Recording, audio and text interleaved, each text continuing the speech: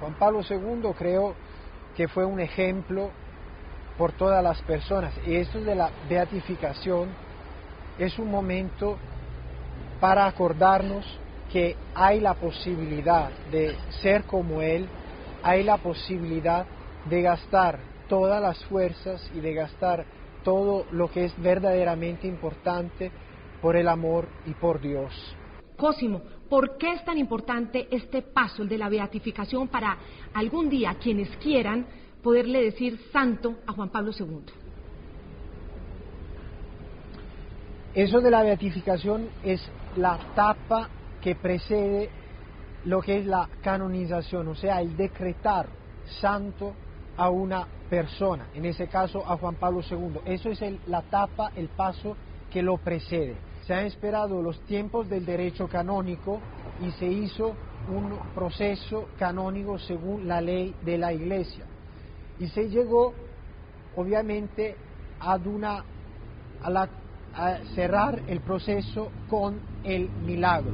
¿Por qué? Para declarar una persona beata es necesario la presencia de un milagro inexplicable en un sentido médico.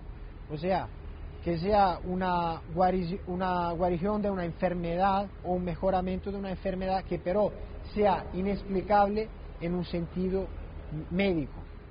Es precisamente lo que pasó con Juan Pablo II, con ese milagro de esa hermana francesa que inexplicablemente, sin ninguna explicación médica, tuvo una resolución de una enfermedad de Parkinson.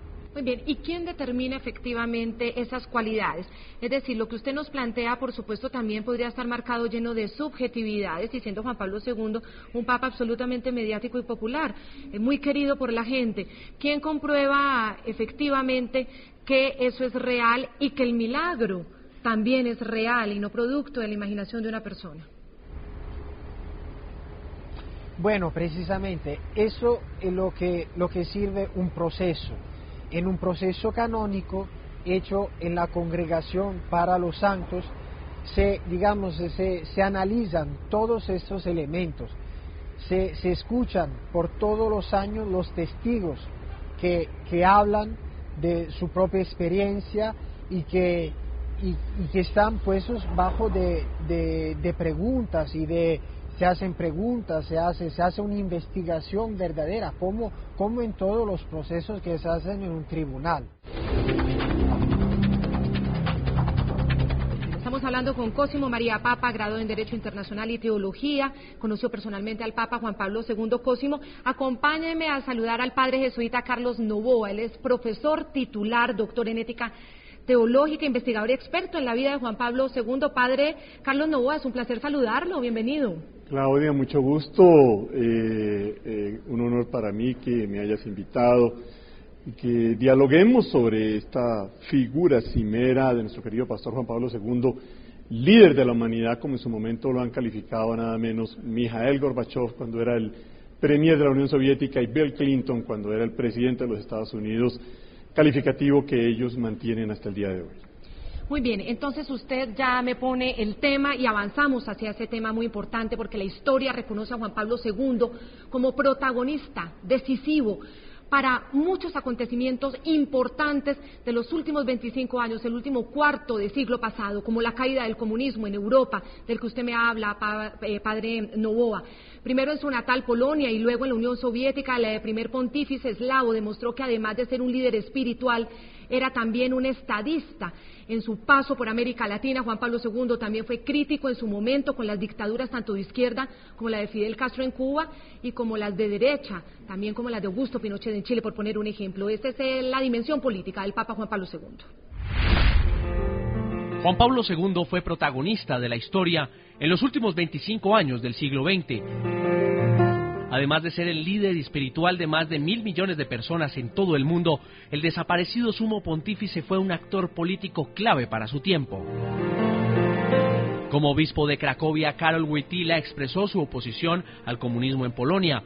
6 meses después de asumir el papado, Juan Pablo II viajó a su tierra natal.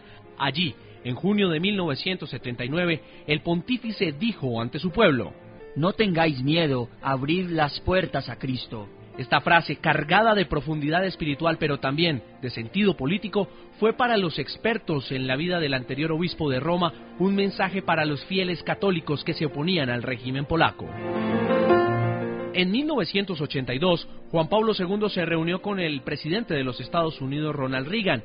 Según analistas, estos encuentros estaban encaminados a buscar respaldos con el fin de terminar con los regímenes comunistas en Europa del Este.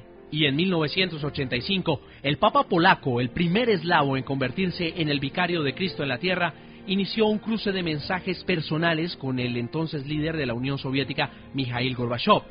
Ese intercambio epistolar concluyó con una histórica visita a la Santa Sede el 1 de diciembre de 1989. La reunión ocurrió a menos de un mes de la caída del muro de Berlín.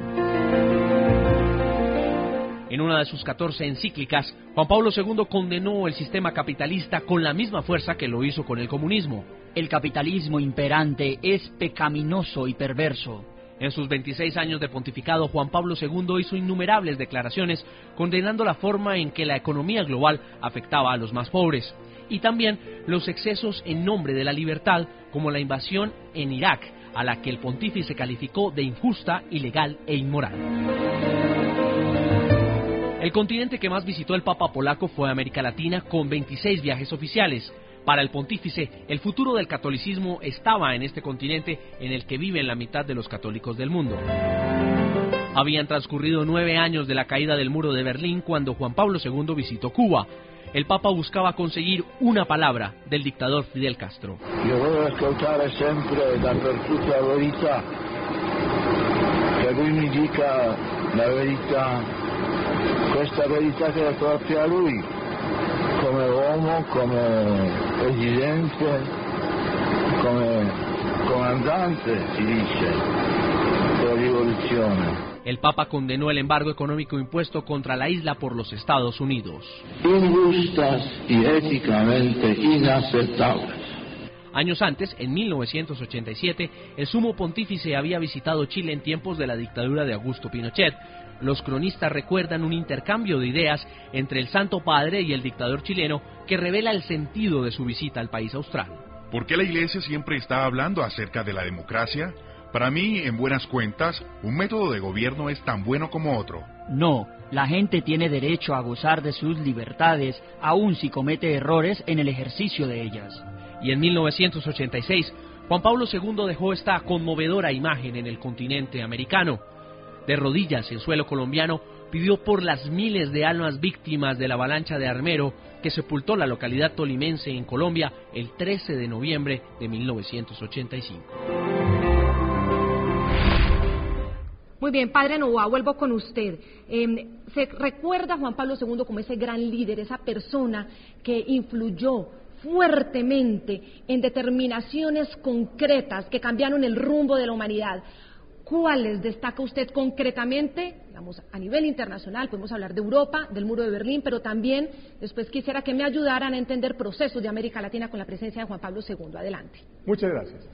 Primero de todo, Claudia, me parece muy importante aclarar un malentendido, una tergiversación que hay respecto a Juan Pablo II.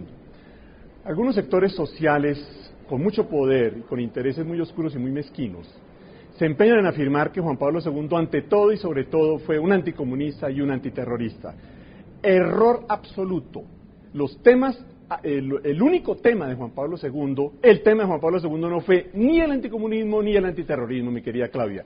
En política y en toda su vida él tuvo un solo tema: Jesucristo nuestro Señor, porque Jesucristo es profundamente político, entendiendo por política lo que entiende Aristóteles, la organización de la convivencia de las personas. Y por eso a Juan Pablo II le alegraba la alegría de las personas y le dolía profundamente las injusticias. Le dolía profundamente la injusticia que se cometía y se sigue cometiendo contra Jesús en el rostro de cada persona, en especial de los más débiles. Por eso fue tremendamente crítico del comunismo, por supuesto, pero fue no menos crítico del capitalismo y de eso que llaman la globalización de la miseria, que es la única que conocemos.